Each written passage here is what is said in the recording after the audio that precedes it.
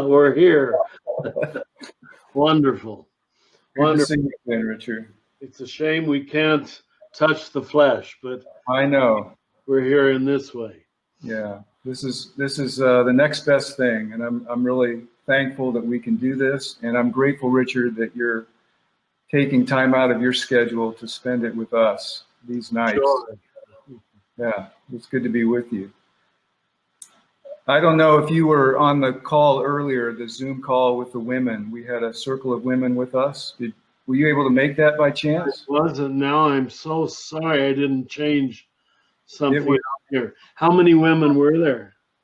Well, there was a whole council of women. I don't know the exact number. I would guess there were 6 to 10 of them, and they told their stories and they spoke to us. We all had our cameras off and were muted, and they spoke to us of the impact of patriarchy on their lives, and it was profound. It was a real gift to us, and the men received it that way, and they were so gracious, Richard, and humble and vulnerable with us. It was quite powerful. Darn it. It's filmed. I can see it later, can't I? It's not, unfortunately. Well, that's right. You said that. Yeah, it did. That decision was made, just to confidentiality. Yeah, like that was correct. That was correct. Yeah. It was a beautiful experience, and it really sets us up for this evening, Richard. It's they spoke of the impact of misogyny and of racism and of their recognition of the ways in which men have violated the planet itself, and they were very connected to our theme and to our need to be healed. And they spoke of their own healing, which was profound to me. And then at the end, the men were able to give voice back to them and thank them for what they offered us and the ways in which their voices and their presence is healing to us. So it was remarkable. Yeah. Was your Kristen there? She was not a part of that. No. Yeah, but I was just telling her all about it. We just ate together, and I said, you would have been very moved by this. Yeah. Richard, I don't know if you remember when we met, but it was at Frost Valley in 2006, and you had come in late to the MROP, to the rites of passage. You were the weaver, and we'd already done our afternoon session, and we were coming down to a meal, and somehow you and I were like the only ones in the room for a moment. And I walked up to you and I said, "Hey, Richard, how are?" And I probably said, "Father Richard." I'm sure you smiled at me and you said, "Have we met before?" Why such intimacy? Yeah. I thought to myself, I thought you were going to be a lot taller than you are. That's often been said. They think I'm really rather short, as you know, and I'm shrinking in my old age. I'm getting shorter. Yeah. That happens. That happens to all of us. But I want you to know that you have been a big presence in my life, and I'm grateful for your influence and for this opportunity to talk to you this evening. It means a lot to me, and I know it means a lot to the men that you're a part of this weekend. I feel completely safe and happy with you in your presence. So take me where you want me to go. All right. Well, we're going to continue along the path to masculine healing. All right. And we've talked about patriarchy. We're going to talk about racism and white supremacy tonight. Then tomorrow we'll be looking at ecological degradation. And one of the things that's already occurred to me, and you and I talked a little bit about this, is how interrelated these things are. Oh, yeah. That when we suffer, when men suffer because we're not whole ourselves, we're not healthy ourselves, we project our brokenness onto the world. And it hurts women, it hurts other people that we other, and it certainly has impacted our planet in untold ways. And so we need help, and we need to look tonight at racism and white supremacy and how those things have been detrimental to all of us. And I want to say up front, Richard, that this is something that I've been learning to talk about in the last 5 years of my life living here at Richmond Hill. But I have to be honest with you that before this experience, I rarely talked about it, and I rarely thought deeply about it, and I was rarely as impacted as I've been in the last few years. And I recognize that that experience of mine, I'm sure, is very similar for a lot of men who identify as white, like we do. And I've learned that it's really important that I get over that, and that I do talk about this, and that I find ways to bring this into the conversation, because for far too long people have been suffering, because in large part because people have not been talking about it and not been making the effort. And of course, with George Floyd's murder and with the pandemic opening up this liminal space for us and people stepping up and speaking out now, there's this opening that we're experiencing that is giving us a chance to talk about this in ways that are profound. I need to plug my computer. I see is about to go out here, Richard. Hold on. Okay. But if you respond to that, just respond to that, the readiness of this moment. Oh yeah. Yeah, you know, our whole staff here in Albuquerque, we spent a couple of years going through racial and equity training. And I mean, almost everybody, there's almost 50 on the staff here. And we all thought, well, we've had all this before. We know all this.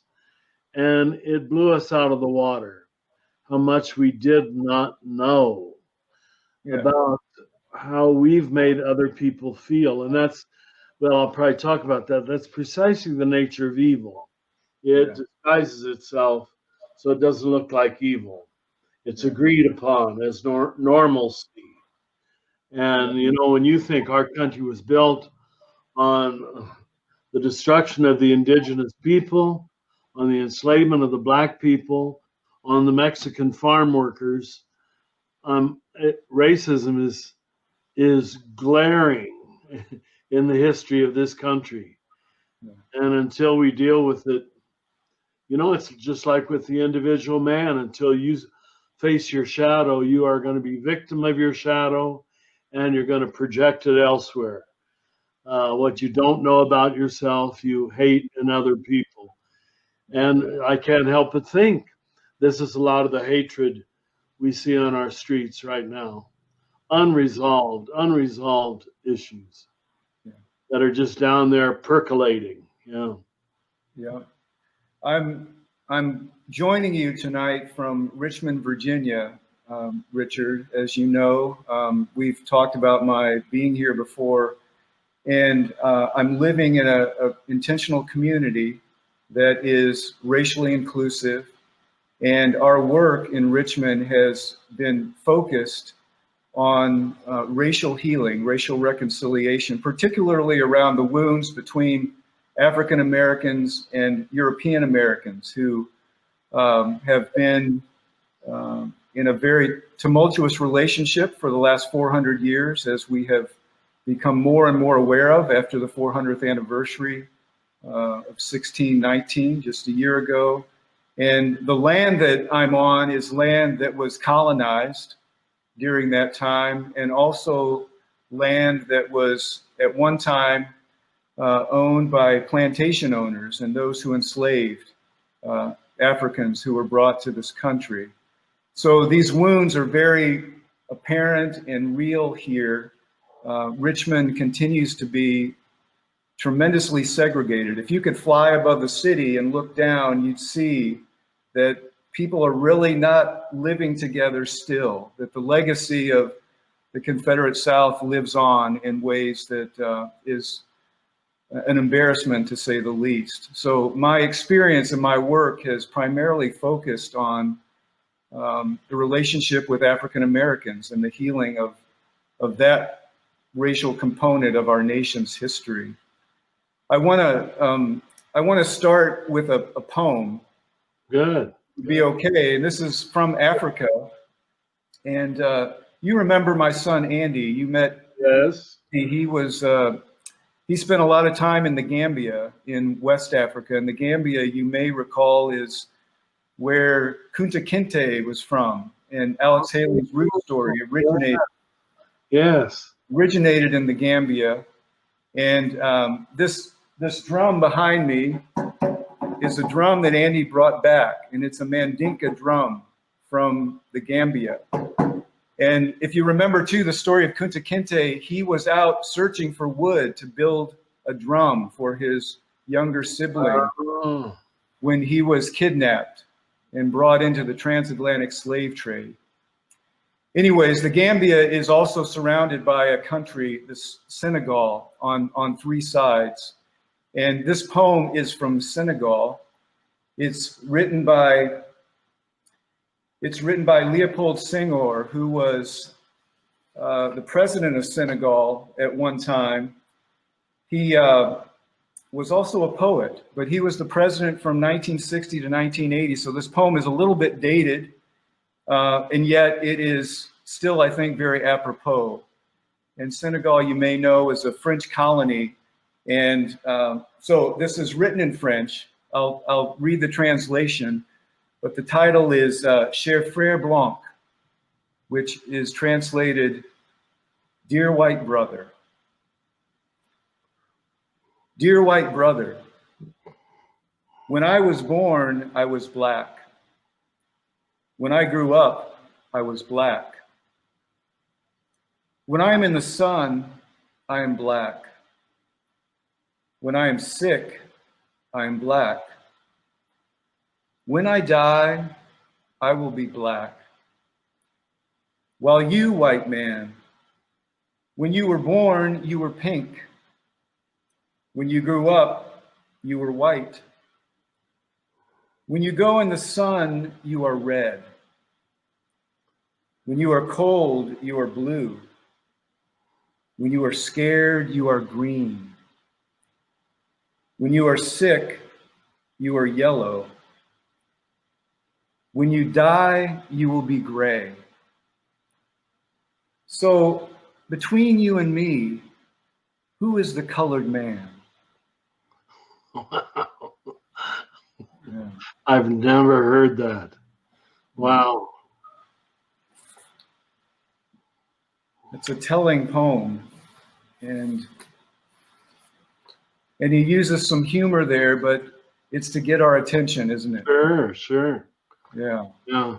To remind us how crazy this thing called racism is. Crazy is the word. Yeah. Has nothing to do with logic, reason, truth. No, No. it doesn't. Richard, the American novelist Toni Morrison writes that no one ever talks about the moment you found out you were white or the moment you found out you were black. That's a revelation. The minute you find that out, something happens, she writes. You have to renegotiate everything. I thought for us to get started, it would be useful, I think, for us to think back about our own experience of race and to think about an early experience, maybe the first experience that you can think of when race became an issue. And I'll tell you mine, and then please share your experience. I was probably, I think, 7 or 8 years old. I was living in Rockford, Illinois, which is about 90 miles west of Chicago. And I was attending a vacation Bible school. My father was the pastor of a very small Presbyterian church, and it had a lot of property. We were on an old farm, and there was a church from the city of Rockford that came. They brought their youth with them. So I'm a child, really, and we spent the week together. These kids from somewhere else in Rockford. I didn't know where. All I knew was they were not from my school. I knew that they went to church, but they didn't go to my church. And I recognize that it's really the introduction to me of segregation. I certainly didn't have that language, but I remember making friends with one of the boys my age, and we ran races and we climbed trees and we played and we became very quickly very close, but I never saw him again. And it struck me, looking back on that experience, how odd that was to have this encounter and then to not be able to spend time together, and trying to make sense of that in my childhood mind. Why would we be people of faith who don't come together? And why would we go to school and not see each other? And why would we live in the same town but never encounter each other again? Do you have an experience of a time when you suddenly became aware that race is a thing? Yeah. As you're aware, I grew up in Kansas, which was very white, homogeneous. The other group were the Mexicans who worked on the railroad with my father, and my father would always come home, and it was the Hispanic last names that he would mention as his friend. And of course, they were all Catholics like we were. And it just, why don't we know them outside of work? Even in the church, they had their Our Lady of Guadalupe Mexican Catholic Church literally on the other side of the tracks. And we lived in White, well, I lived downtown actually, but all I ever saw were white people, and I took it for granted. I thought all of America was that way because the 1950s, when we first got a TV, all the shows were white people, unless it was a caricature of some figure, which already made the black person feel other and lesser. So, I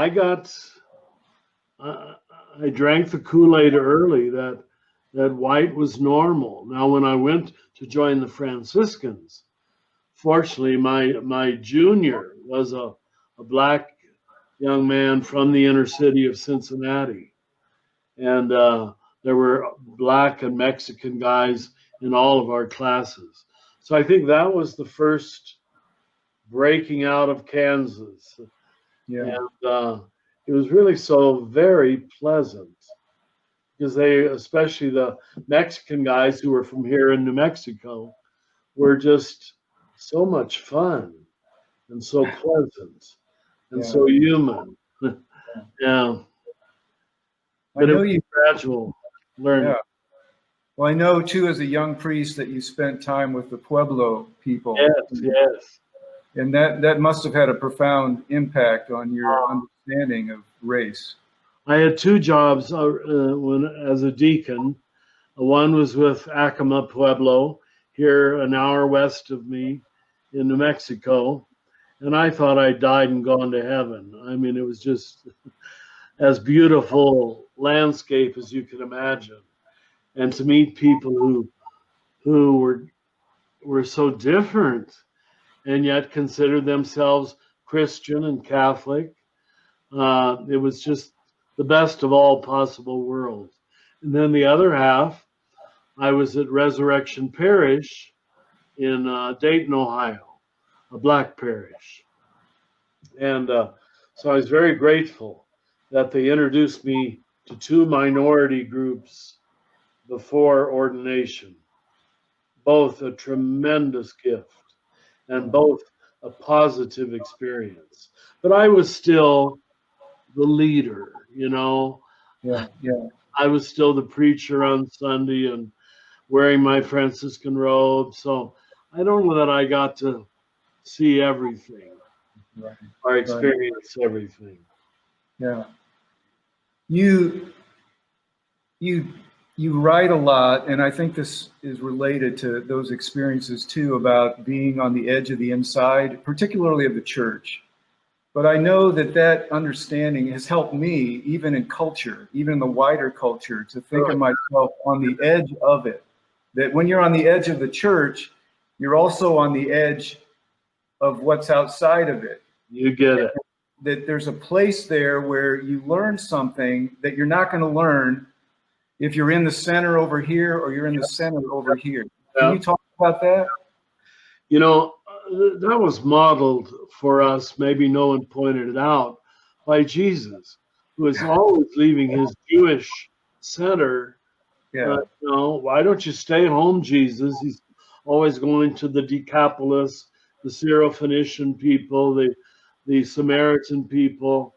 How did we not see that he didn't spend a lot of time with his own Jewish people? And here, most of our churches were the gathering of like-skinned and like-minded people affirming one another and talking to one another. It hardly was church at all, really. And then when Jesus sent the apostles out, I don't think he sent them out as much to convert the others as to be converted by all the nations, you know?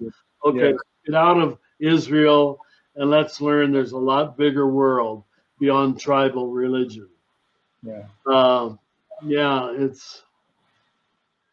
It's just, and you know, in those early years when I used to emphasize mythology so much, and we said there's not a mythic story of a man's initiation where he doesn't leave home and travel the world, or at least in other worlds. He's got to get away from home. He's just got to. And you stay in home, in homogeneity, sameness, and you just don't know very much. You really don't.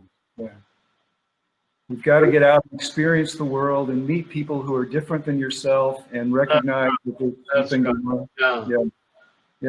I want to share a quote with you from Brian Stevenson, who wrote Just Mercy. You're familiar, and he has spoken a lot about what's needed for us to change the tide on racism in particular, and how to work for justice. But one of the things that I've learned from him that I think is just critical in this work is proximity, the word proximity. We've got to be in proximity. So he writes this: when we allow ourselves to be shielded and disconnected from those who are vulnerable and disfavored, we lose our effectiveness. But proximity is a pathway through which we learn the kind of things we need to know to make healthier communities.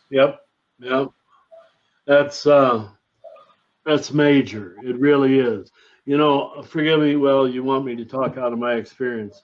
You know, in the history of religious life in the Catholic Church, for the first 1,200 years, it was the monastic traditions, which were great.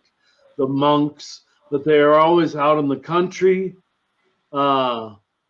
away from the cities. And the break that Francis made with the monastic traditions was to, first of all, keep moving on the road. The rule of St. Francis is called tips for the road in in-house language, you know. And if you look at the life of St. Francis, that's all he did was keep walking. And wherever he found himself, that was where he was supposed to live and teach and work and whatever else it might be. So our early lifestyle, and that's why we were beggars at the beginning. We had to be entering into other people's work and life. Now, you know, we lost all that. We became institutionalized priests. But the original Franciscans were not priests. They were all brothers. And that freed us from the whole, you know, dogmatic, doctrinal preoccupation. Well, that wandering nomadic lifestyle is another example of how St. Francis was akin to Christ, right? Or to Jesus and his life. True. I didn't want to say that. Well, we've got to say what's true, right? And it's true of, I mean, the first Greek philosophers, Socrates and Plato, the Peripatetics, they walked and talked shoulder to shoulder, just Yeah. as we say in our men's work. That's Yeah. why men like to talk, shoulder to shoulder. Yeah. The ancients weren't stupid about a lot of basic things, I think. Yeah. Yeah. Yeah. Well, let's talk a little bit about the institution. All right. And think of it in the broader sense, even of our culture and what we're a part of. We were given the title tonight of white supremacy, and I have to admit to you that it took me a long time to even be able to say that word out loud. I just sort of avoid it, or when it comes up, it stirs up some fragility in me. Yeah. I don't want to be associated with it. Yeah. And I've been helped by the work of Robin DiAngelo, who has written the book, White Fragility. You may be familiar with it. Yes, our whole staff read it. Yeah. Okay, yeah, I found it to be a really helpful book. She very concisely puts some things together that me, as someone who identifies as white, needs to think about and remember. I want to share her definition of white supremacy as a way to help us to begin to think maybe differently about it, not as a label that we put on somebody, but rather a description of the institution or the culture that we live our lives in. She describes white supremacy as the all-encompassing centrality and assumed superiority of people defined and perceived as white, and the practices based on this assumption. White supremacy does not refer to individual white people per se and their individual intentions, but to a political, economic, social system of domination. This system is based on the historical and current accumulation of structural power that privileges, centralizes, and elevates white people as a group. I do not use it to refer to extreme hate groups, she says. I use the term to capture the pervasiveness, magnitude, and normalcy of white dominance and assumed superiority. This That's is a lot. That's helpful. This is, oh gosh, we could talk for hours. You know, there's so many implications of that. Yes, yes. You know, the last small book I wrote, and you know I'm not pushing my book, but what do we do with evil? Right. The world, the flesh, and the devil. One of the major points, if not the major point I try to make in this book, and it's why so many of us say, well, I'm not racist, is because we think we can deal with everything by the individual. And she said it perfectly right there. You know, it's not that a bunch of racists get together and produce racism. Racism is agreed upon first by 1,000 quiet agreements that you just slip into. It's invisible, as both C.S. Lewis and Thomas Aquinas said. The only way evil can succeed is it must disguise itself as good. No one willingly chooses to do evil. On some ledger, you have to think of it as good. So racism is a structure that is maintained by 1,000 little mannerisms and protocols and expectations and motivations. And it's the way we do things here in River City, you know? Yes. And that's what I learned this from Paul. This is my idea. That's what Paul means by the world. Yes. Not the planet, not nature. It's the system. If you use the word the system. So racism exists independently of individual persons being racist.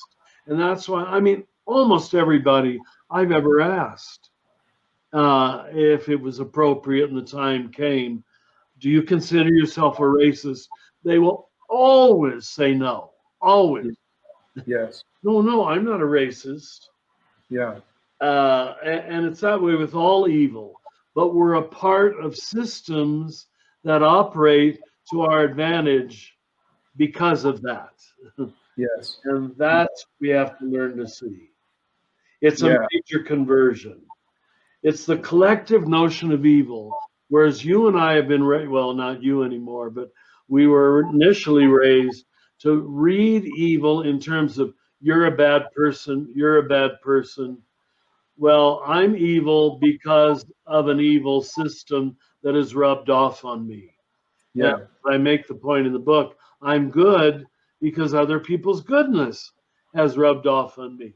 So Yeah. the thing I'm trying to achieve here is to make both salvation, goodness, and evil collective notions.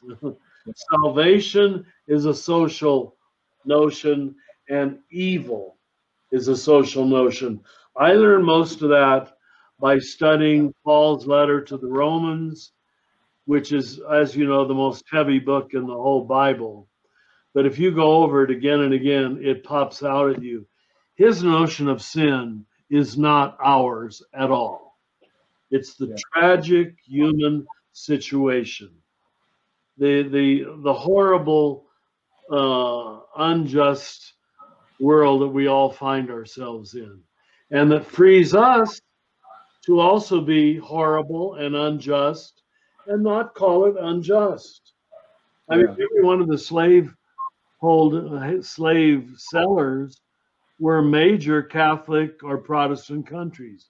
I went to the Black Museum in Washington. The worst was Portugal, then England, then Spain, then France, then who am I missing? They all, oh, the Dutch. The Dutch were in there somewhere.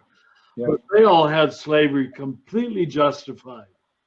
Bible-toting Christians. Yeah. You may not know, Richard, that the largest downriver slave market in the world was in Richmond at one time during the 1800s. And it was in a valley between two hills, and Richmond Hill's on one hill, and over on the other is the Capitol that Thomas Jefferson designed. But between there were 27 city blocks devoted to the slave market between the years of 1820 and 1860 and the start of the Civil War. All the steeples that are around the hills of the churches that were literally overlooking what was happening. And how could it be that we couldn't see it and we couldn't know it? Wow. It's just an example. And even we know that the church, it's the Catholic Church, that, you know, the doctrine of discovery would give papal permission to go and make slaves of the savages. Yes, it's all true. 27 city blocks. Is that what you said? Yeah. Oh Yeah. my Huge God. area that, yeah, and just devoted to that was the whole economy, or the primary economy of Richmond at the time. And over time, that was literally paved over. It was buried, and those stories were not told. It was in many ways hidden until just recently. And we're continuing to unearth the stories to tell the truth, because we need to face the truth if we're going to make any change, as James Baldwin said. Eating it, which is what America keeps doing, Yeah. because we will not uncover our history. Yeah. Like South Africa did, and like Germany did. Yeah. I was very impressed when I first started preaching in Germany. I didn't expect to be. I'm German, as you know. Yeah. I expected to be ashamed. And then when I saw all the ways they document and have plaques on what the Nazis did here, what the Nazis did there, never again, never again. Germany and South Africa are the only two major countries, there have been smaller, who have owned their history. We haven't even started. Yeah. Yeah. Well, so before we leave this sort of introduction to white supremacy, I'd like you to say more about how it's disguised, how it's hidden, that this is the evil that we don't see, that we're We're literally swimming in the water. And because we don't see it, it impacts everybody. White, black, brown, everyone who's in it. I've come to understand that we all have been impacted by this way of being in these systems, or these system that shapes our lives. We grow up in it. As you said, growing up in Kansas, this is just, I thought this was life for everybody. Mm-hmm. You know, you probably heard me on those earlier retreats talk about Rene Girard and the scapegoat mechanism. Yes. Yeah, you've probably studied it too. That for me is the important link to really begin to understand how human beings can operate so illogically, irrationally, contrary to their own Christian beliefs in our case, you know. And you remember he says that all that which is unknown and unaccepted and unforgiven, we call it the shadow now, in the self, will be projected onto another group, another race, another nationality with 100% certitude. Wow. It always, he says it's the primary building block of culture. He says you can't find a culture in the world that didn't hate somebody else. And you know, I preached all over the world for 45 years. And I saw it again every place you go. There's the group who has the power and the group that doesn't have the power. Sometimes several groups. And again, it's the light-skinned people who normally end up with the power. Now, the logic of that I'd love to understand. But the very way we use the word dark, even in our common parlance, you know, Yeah. the word dark came to associate evil, bad. I don't know how much that contributed to forming consciousness, but for some reason, and even in Africa, there'd be two equally black tribes, and they'd be perpetually fighting one another. Now there, it wasn't the skin color, but it was they're taller, or they stupid food. You have to create a difference, Yeah. and thereby make those people inferior, and that is the scapegoat mechanism Yeah. revealed already in the scapegoat in the 16th chapter of Leviticus. Yeah. So it's in the Bible again. Yeah. You know, Richard, it's really interesting that the scapegoat mechanism, but I was reading an article in the New York Times this week about the executive order to stop diversity training throughout government, Oh, yeah. and how that's impacted even universities who are trying to get funding. They're worried that if we don't abide by this, we're not going to get funding for grants, etc.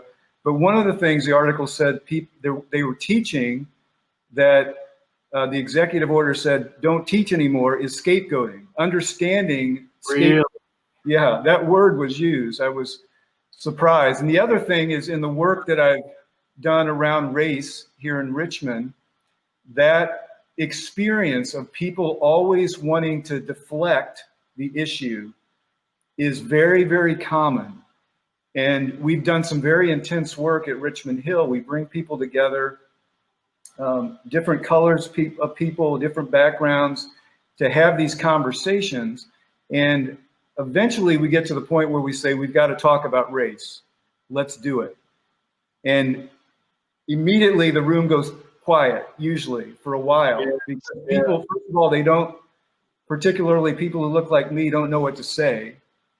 But then the first thing we do, sort of our knee-jerk reaction is, like you said earlier, I'm not racist. I'm not a white supremacist. I know what those people look like or behave like. And we're constantly putting it over. And I had to realize that I am a racist, and that I have racist tendencies, not maliciously, No. but because of my ignorance And because of my neutrality on the subject for so much of my life, I could avoid talking about it. That's a good word. Yeah. That I've contributed to the problem simply by not speaking about it, or by not intentionally working towards improving policies and trying to change the system itself. Because to say nothing is to be swimming in the water you don't know you're swimming in, right? And you keep it going. To sin is to be unconscious. If you and I were completely 100% conscious every day, we would always love. We would always love. And we slip into unconsciousness. And here we have coming from our government, be unconscious.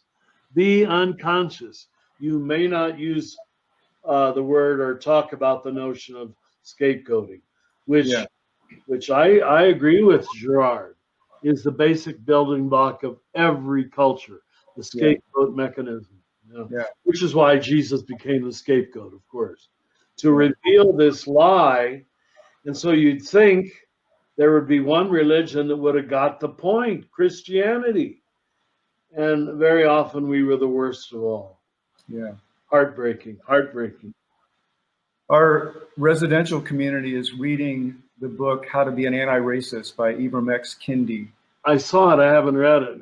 Yeah, it's an amazing book. He's an African-American man, and he writes about this understanding that anti-racism is working to change policies and to change white supremacy culture would be an example, or sort of an equivalent to anti-racism. And he says, though, that he, as a black man growing up in this culture, he shares his own experience of acting in racist ways himself and perpetuating the very dichotomy of lives in his own community. But he says that we always have a choice, as you're saying, that we sin, but then we can say, I repent of that sin, and I can do better today. And he says that we live our lives sort of on a continuum, that we're either striving to be an anti-racist or we're not. And if we're not, we're probably perpetuating a system that is demeaning certain lives and is evil, as we would say in this conversation. You know, I'm going to repeat, if you'll forgive me, what I said last night with Jim, because I just heard it recently and it's been haunting my brain. This Orthodox friend, theologian, who said that when it comes down to it, the Orthodox Church's definition of salvation is to be constantly healed over and over and over again.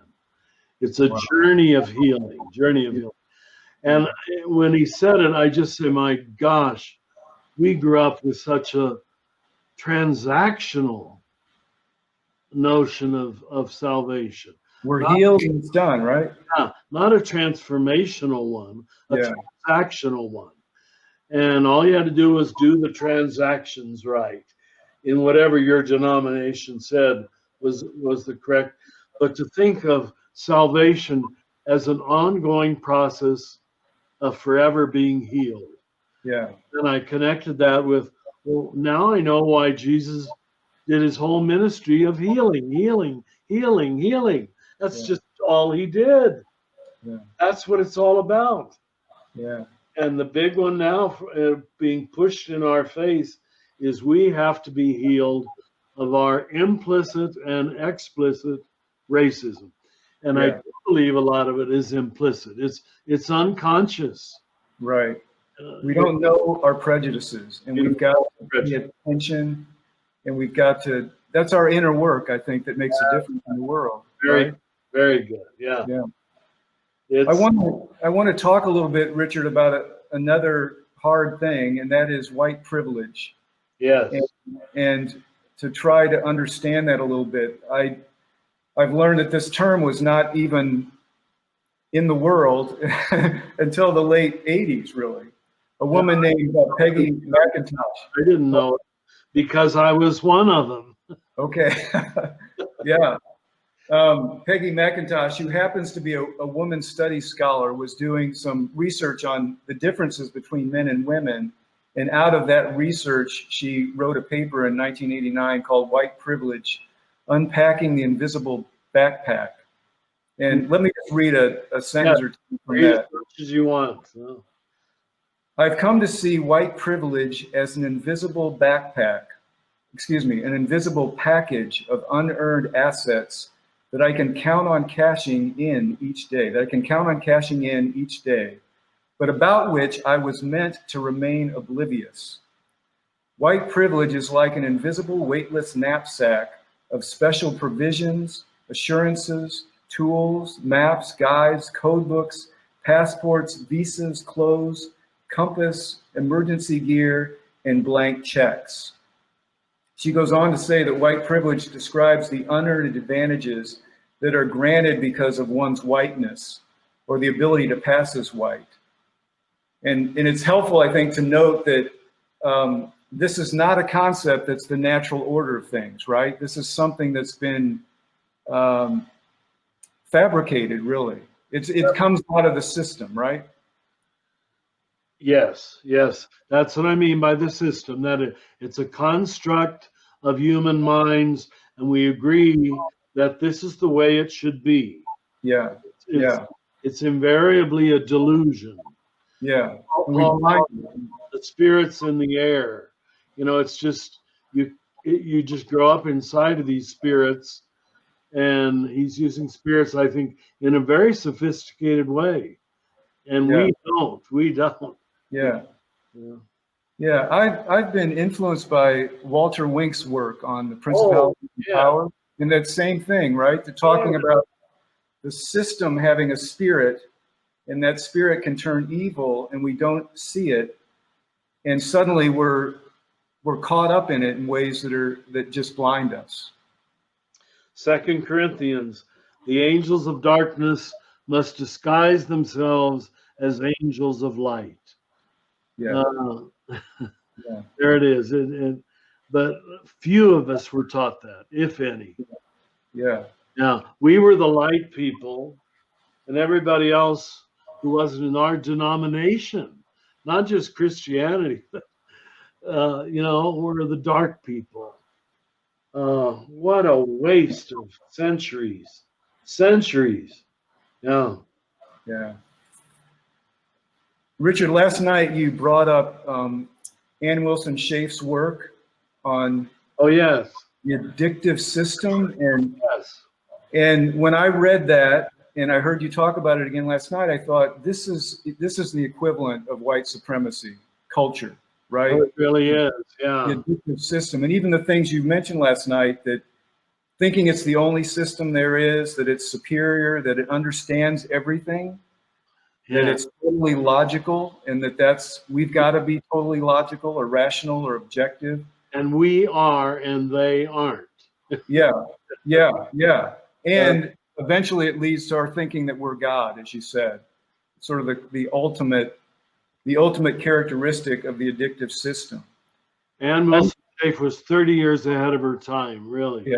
Go ahead, Bill. Go ahead. Yeah.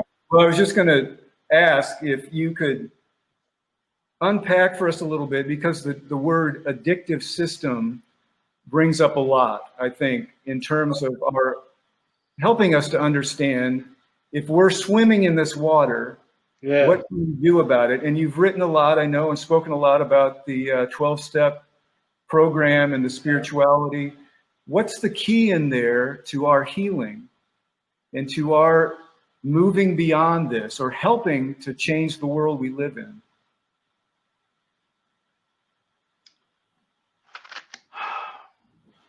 You know, no demon was ever exorcised in the New Testament until in some way it was named. It has to get out of the darkness into the light. You have to admit it exists. Like, until you admit that you and I have unconscious racist attitudes, we never chose them. That's why they perpetuate themselves. They're in the lowest level very often of the unconscious. And then, I hope we learned this in our initiation rite, why the initiation rites of the world so much emphasize the humiliation of the ego for the male in particular. I think you can name it, but somewhere along your path, you have to be humiliated, whomped on the side of the head by your stupidity, by your blindness, by I'm really hurting people. And I've been hurting people for 20 years without knowing it. So it's not enough to just intellectually know it. There has to be a failure. We call it sin in the Bible, but I begin my book on evil by saying, why has the word sin fallen out of favor? It isn't very popular anymore. I think because we so trivialize the notion of sin. You know, the one we Catholics make fun of most easily is eating meat on Friday. You know, eating meat on Friday is not in the category of evil. It's not even close. Right. It's Right. a protocol, and you go in every denomination, and it's the same way. We so trivialized evil by making it little taboos of what we do or don't do. More often than not, it was associated with body functions, sex in particular. So, what's happened now in this nihilistic culture is we've just thrown out the notion of sin altogether. But what we need to discover is evil is very real. And it's in the air, it's in the water we drink, as it were. You know how I talk in metaphors. Well, spirituality talks in metaphors. So until we get back to that, I just I don't expect there to be civil discourse at any depth. You know, I listened, unfortunately, to some of the Supreme Court interviews this week, and it just felt so vacuous on both sides. It's all just a big game you play with words and how to get around it and how to say what you want to say and not say what you don't want to say. And it's like, this is garbage. This is garbage. And that's what Paul calls sin, the absurd, human, unjust situation that is really killing the world, that you can't talk truth. And if you do, you're outside the system. So the prophets are always killed, you know, Yeah. the truth speakers. That's probably more than you wanted me to say, but That's wonderful. really got to, helpful. yeah. What you're describing there is making me think about the work with men that you've been doing for such a long time and that you've invited others of us into, and the importance of rites of passage as ways of helping people to continue to grow and to mature. And I think, too, of the plight of young Black men in this culture and how they've been projected on and how they've been marginalized and how needy we all are as men to have mentors and models and teachers and to be brought out, to be brought into something more in our lives. And that somehow the rites of passage seem to do that. But even this work that we're in, I think, requires cultural sensitivity and a recognition that the universal truths, the perennial wisdom of this work is something that we've got to be very attentive to, which I think moves us immediately out of this one system, this addictive system. Yeah, addictive. My experience in that.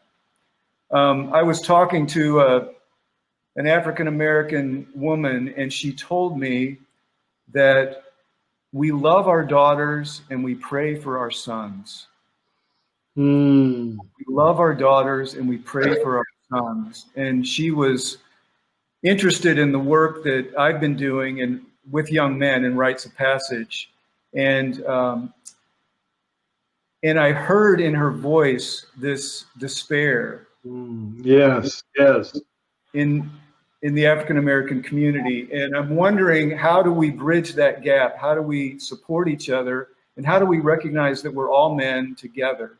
And how do we move to that wakeful level of consciousness where we begin to see that it all goes together, and also respect the fact that there's severe trauma and discord and hurt that has to be handled and dealt with if we're ever going to get to a place where we can think of a really healthy community and what that might look like and how we can do that together. Well, let's go back to your wonderful word proximity. Yeah. We've got to get into proximity. So you know a young black man or two, and you know a young black woman or two, and you can find good reason to praise them, to affirm them, to validate what they're doing right. And I remember my 14 years at the jail, how I had to learn the hard way, especially after some of these guys would get out, and I'd see them make the same mistakes again. They're programmed to fail because they're told you're a failure. Well, okay, let me follow the failure script. You're going to throw me in jail anyway. And but when in my first naivete, I was, well, how dare you disappoint me that way? I really was good to you, and you've done the same thing all over again. You better be, if you're in proximity, you better be prepared to stay there in the long haul. Not marriage, but at least friendship. And that means something more than just being an acquaintance. Yeah. Well, that's a huge commitment, and it is. That's for many of us will be a change of life. And if we ask ourselves, who do we spend our time with, and if all we can see is people that look and act and think like us, then we're probably hanging out in the wrong places. And the same 5 people every Sunday afternoon, and every, Yeah. I see that with even people here. I'm looking out of this Mexican American parish, and they're the sweetest people in the world, but they've all got their little cliques, and they never get outside of them. Well, we've got to be intentional about this work and about broadening our circles and including others and allowing the possibility that we might be included somewhere else, that we might see the world differently. One of the things that happened this past summer as a result of the pandemic and the racial unrest was businesses and organizations began to post statements on their websites and make available that they were supporting Black lives, that they were against racial oppression, that they were committed to this work. And I'm proud to say that Illumin did the same thing, that we put up a statement on our website. And this is not a time to be silent. As we discussed earlier, silence is really culpability, and it perpetuates the system rather than saying we've got to do this differently. And it's encouraging to see more and more people who look like you and me speaking up and acting in ways that say we're not going to stand for this anymore. And you don't have to stand up by yourselves if you're Black, Indigenous, person of color. We're going to be there with you. And I think that's critical. It also, when we put ourselves out there like that, it requires that something change if we're not there yet. And I know we're not there yet. I want to share just a paragraph from our statement on our website. Go ahead. Yes. And this will be an invitation, I think, to think about, well, what do we do about this? What's the next step, or what can we offer one another moving forward as we think about how do we create a different world together. To all Illumin brothers, we reclaim the collective transformative power that comes from men standing shoulder to shoulder. There's that line that you said earlier. In solidarity, there's another word that you've taught us. That's such an important word. That's a different word than serving. That's right. Another, right? Solidarity is much deeper than mere service. Yeah. Yes. In solidarity with each other and with those who suffer. Our primary concern is inner work that makes a difference in the world. And we recognize that work must include opposition to all forms of racial injustice. So there's a strong statement that we're against this. We are anti-racist in our position. We are fed by the wisdom traditions of forgiveness and radical inclusivity. For us, the two are inseparable. And that phrase for us, I think, has been a great challenge in recent years. If we say we are radically inclusive or we're informed by that, we've got to look different, we've got to act different, we've got to be different. And that's part of what I think this conversation and this weekend is about, is how do we become radically inclusive? It means we're going to have to let go of some things, and we're going to have to make space for some things. We're going to have to be humble, right, Richard?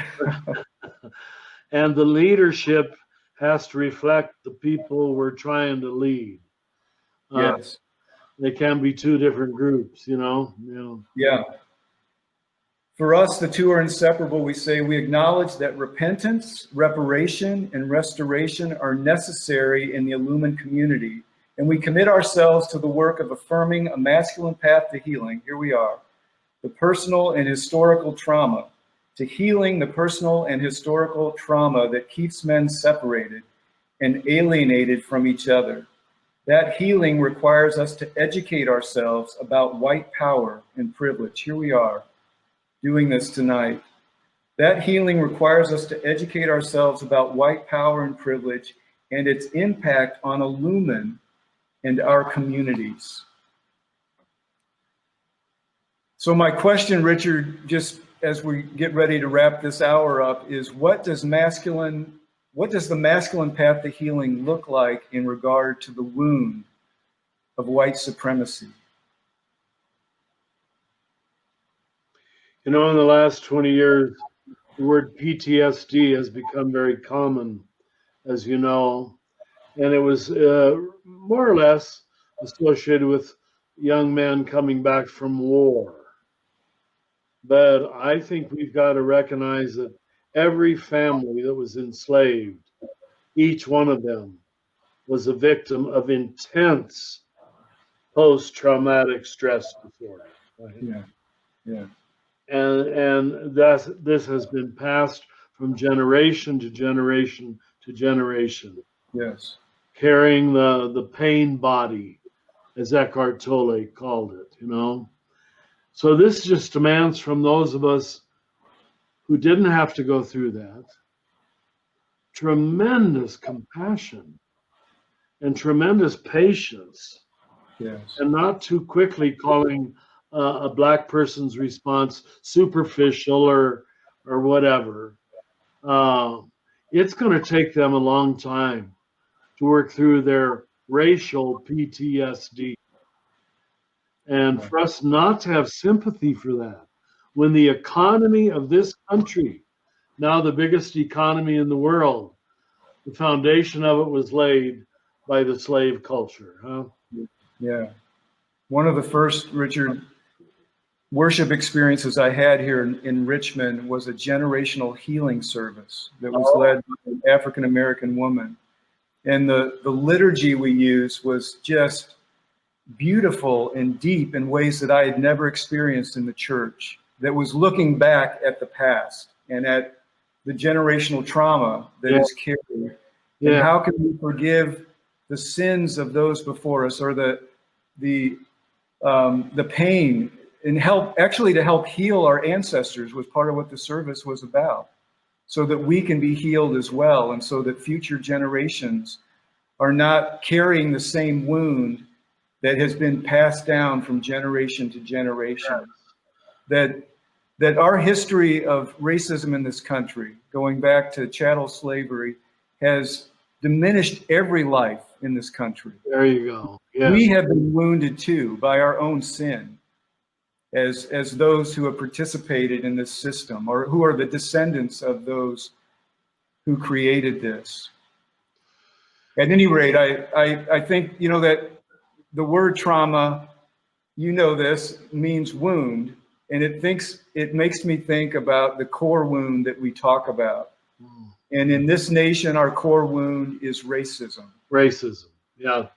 And what would it look like for that wound to somehow become sacred and become the opening for something beautiful?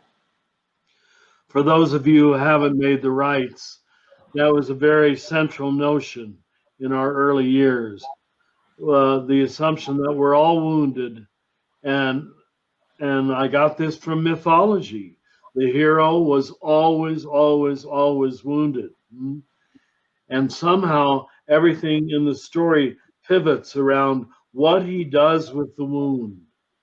And if he did something trusting, healing, it became a sacred wound. Now, a Christian should understand that immediately. Yes. We've gazed at the crucified God all our life. And I always said, gee, God would not have come in the flesh in such a dramatic and unexpected form if that was not the problem. That we all carry wounds, and instead of projecting them onto other people, denying them, pretending they didn't happen, it's owning them and vulnerably sharing them. Vulnera is the Latin word for wound, too. It's all over our language. And then the compassionate response of simply one hearing person can be enough to begin the process. We've got the medicine. The natives here, I'm surrounded by Indian reservations, and they always talk about the medicine. And it's always spiritual. It's always ritual. It's very simple.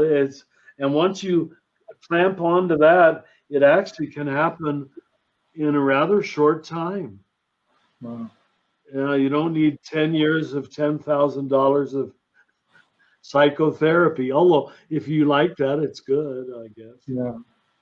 Richard, we experienced some of that with the women earlier, that just in their telling their stories to us, they spoke of their own healing in that, and having men listen to them for the first time. Yeah. And it was also reciprocated, I felt, and many men spoke at the end, that was healing, just to be heard, just to speak the truth, and to have it out there, and to expose the wound so that it can be healed. There you go. Yeah. I want to share what I think. Anything. Pardon me? Share anything, please. Go ahead. Yeah. Well, this comes from the work of an organization called Coming to the Table, which I've gotten familiar with in Richmond. And Coming to the Table is a group of ancestors, or excuse me, descendants of those who were enslaved and those who did the enslaving. So these are family members who come to the table and they share a meal and they talk about what this legacy has meant in their lives. And it's a beautiful, beautiful group of people doing some amazing work together, particularly around the issue of slavery and those who held slaves, those who were enslaved. One of the women that I live with now is part of this group, and she has met a woman who she has been close, dear friends with for 30 years now, who enslaved members of her family in Missouri, and actually in the same town that my mother grew up in. And we're trying to figure out, there's got to be some connection. It's rural Missouri. But anyways, this group has done a lot of work around racial healing. And they offer these suggestions for, particularly for those of us who identify as white first, that we need to admit that we are a race too. And that gets us out of our individuality That's right. and into the collective, right? Into the collective. Recognize that we are a part of, in this case, the problem, that we have to own it too. And we have to admit that racism does exist. They suggest that we listen to our Black, Indigenous, people of color friends and neighbors, and that we honor their experience and their outrage, that we've got to be able to listen to the pain, which is part of what we were doing with the women. They gave us that opportunity to hear their pain. We've got to educate ourselves. Sorry, go ahead. Remember our grief day in the rites of passage, where we had to shout out our rage. And so when our Black brothers and sisters have to do this outside of the safe circle of a grief circle, don't write them off or don't run away. We got the freedom to do it. They usually didn't. Please go ahead, please. Yeah. We need to broaden our experience, which we've talked about in terms of proximity, and learn from other cultures and put ourselves in environments where we're the minority, so that we can have a very different perspective and learn from perspective. Yeah. And lastly, that we would begin to take action, which we've been discussing, and consider that racism is our problem to solve. It doesn't belong to someone else. It's not to be scapegoated any longer. It's your problem. Yeah. Yeah. The ones who have the power have to take the initiative for resolving it. Yeah. That's right. Well, we have some agency that we can exercise for good. Yep, you got it. Yeah. And this is the list for Black, Indigenous, people of color that comes again from this community that's made of both in Black, white people, Black and white, working together to make these suggestions for what can be done. The first is to just be yourself, to don't play into negative stereotypes, to love yourself and one another, to speak out, to talk and listen to white people, but to make your presence known, to educate yourself about the accomplishments of Black, Indigenous, people of color, to teach your kids to have pride in who they are and to deal with your own issues of prejudice, to build ties, to resist segregation, to cultivate relationships with white people that you like, to practice self-care. This is something that I've been taught again and again living here, that's so important for all of us in this work, to take care of ourselves so that we have the energy and the stamina and the ability to stay in this, because it's traumatic work and it's difficult. But practice self-care, make your health and sanity a priority, and to remember that you don't have to educate white people. That's work that we've got to do. And in Illumin, we're trying to do that. We're trying to do that tonight. The invitation is before us. I want to just encourage men out there listening now to consider being part of our Liberty and Justice for All cohorts, which is an ongoing conversation with other men about the issues of racism and white supremacy, and trying to help educate ourselves and to become part of the solution rather than to continue to be a part of the problem. And I think the big challenge for us is, as an organization, how do we deal with this issue of white supremacy culture and not knowing that we're already swimming in it. So how are we going to overcome that so that Illumin can be a different presence in the world? So it doesn't drown us. Yes, you're right. Not to do that at this point is completely irresponsible and false spirituality, really.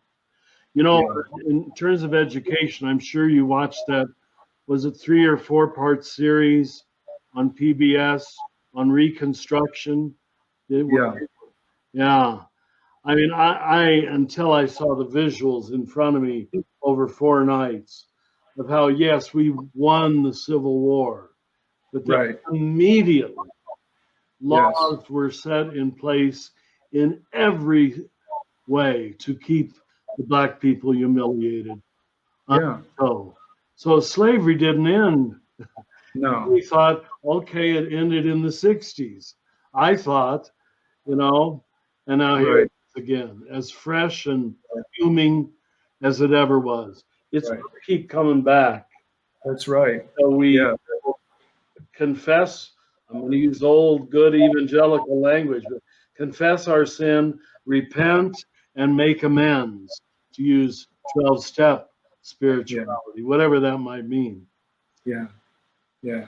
Well, I'm proud of Illumin for giving me the chance and you the chance to talk this way, Joel.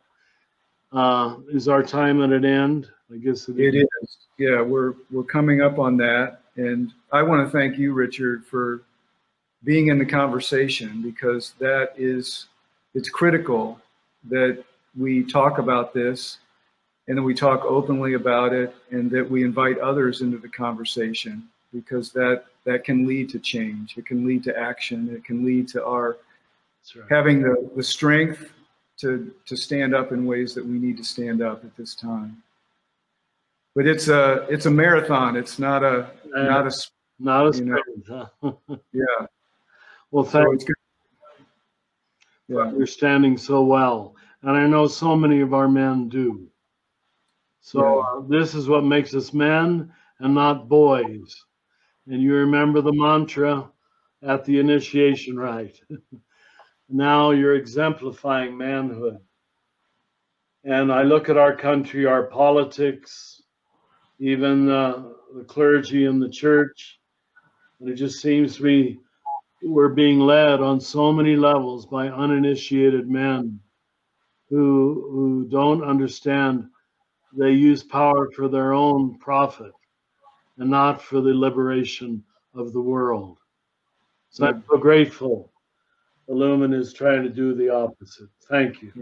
Thank you. Thank you, Richard. I want to close with a reading from Howard Thurman from his book of Meditations of the Heart. And Mhm.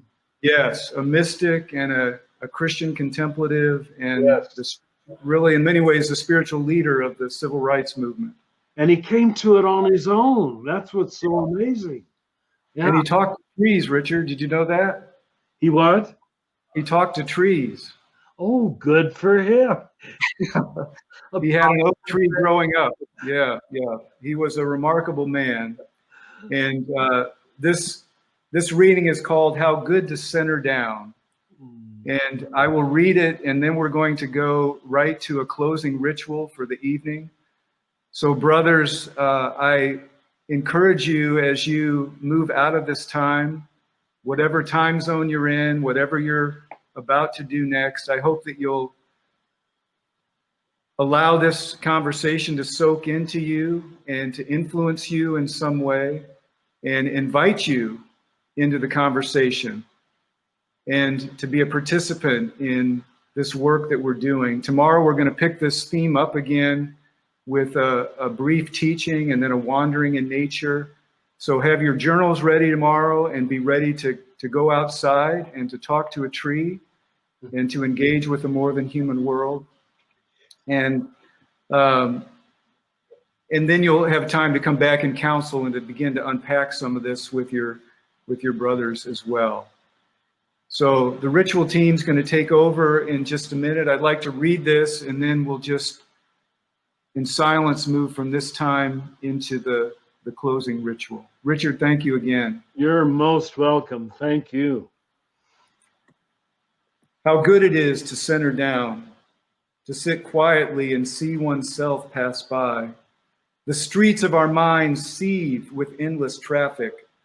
Our spirits resound with clashings, with noisy silences, while something deep within hungers and thirsts for the still moment and the resting lull. With full intensity we seek, ere the quiet passes, a fresh sense of order in our living, a direction, a strong, sure purpose that will structure our confusion and bring meaning in our chaos. We look at ourselves in this waiting moment, the kinds of people that we are, and the questions persist. What are we doing with our lives? What are the motives that order our days?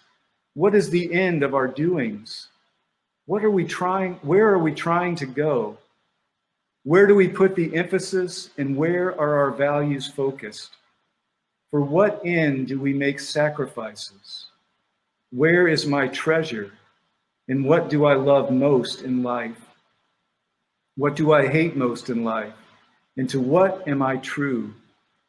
Over and over, questions beat in upon the waiting moment.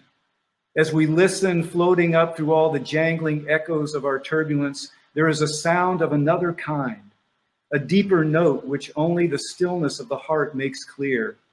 It moves directly to the core of our being. Our questions are answered, our spirits refreshed, and we move back into the traffic of our daily round with the peace of the eternal in our step. How good it is to center down.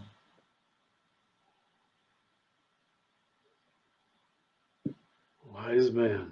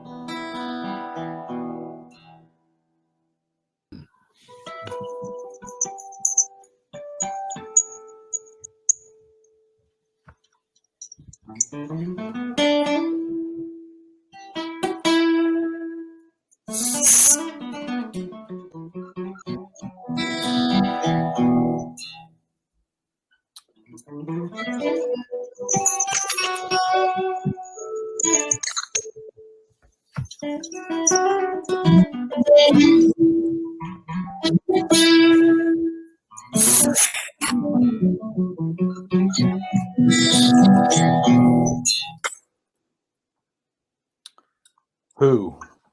A few good questions.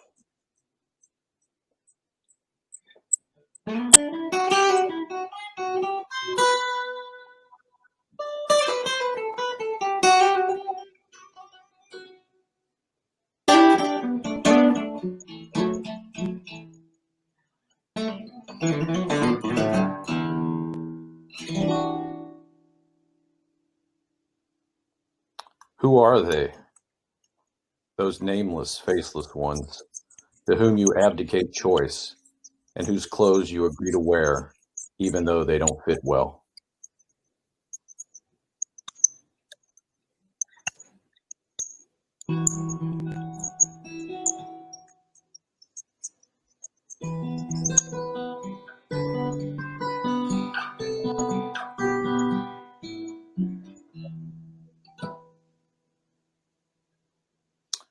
They said this, they want that, they won't allow, they have the money, they have the answers, they are the lucky ones.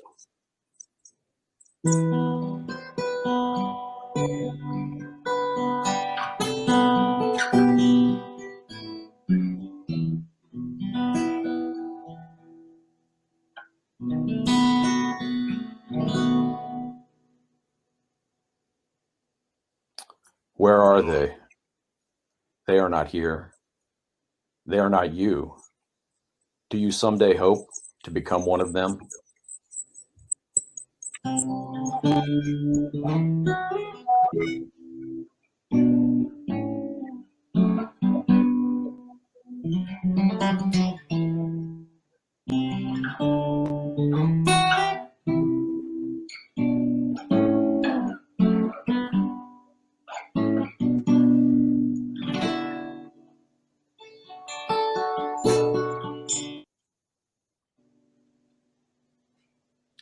Quit holding your breath because you don't know what they would say.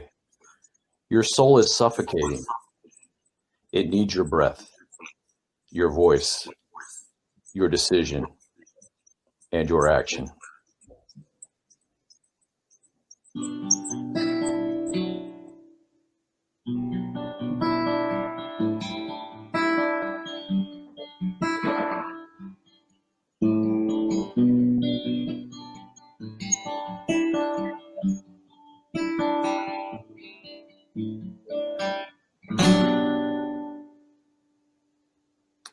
Why even wake in the morning if you're going to give this day to them?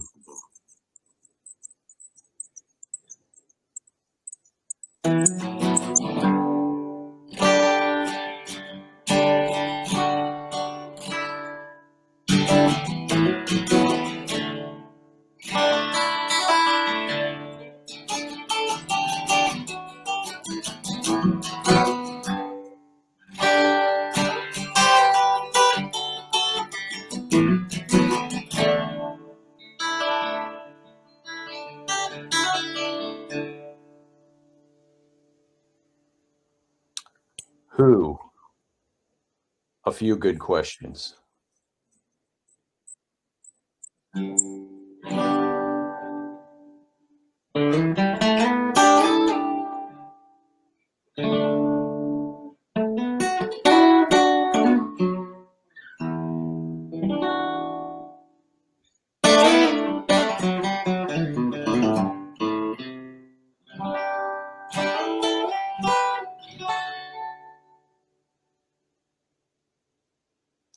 Who are they, those nameless, faceless ones, to whom you abdicate choice and whose clothes you agree to wear, even though they don't fit well?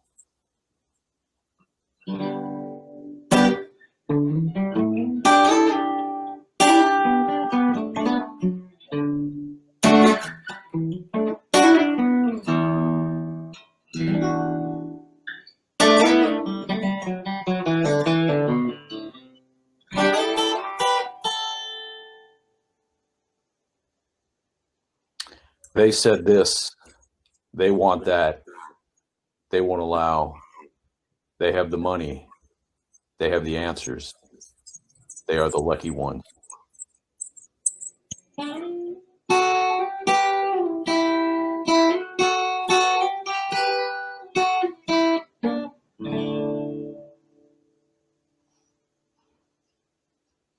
Where are they? They are not here. They are not you. Do you someday hope to become one of them?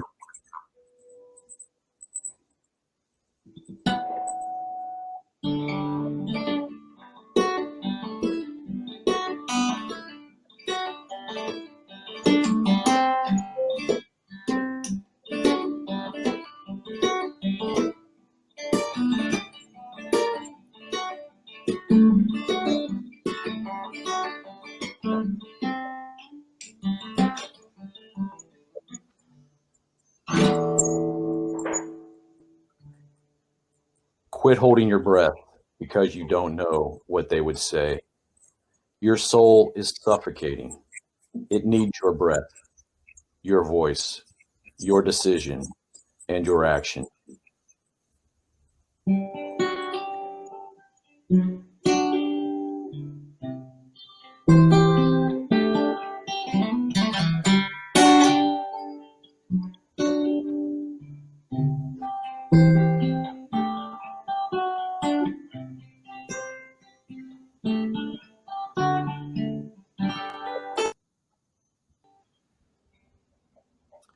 Why even wake in the morning if you're going to give this day to them?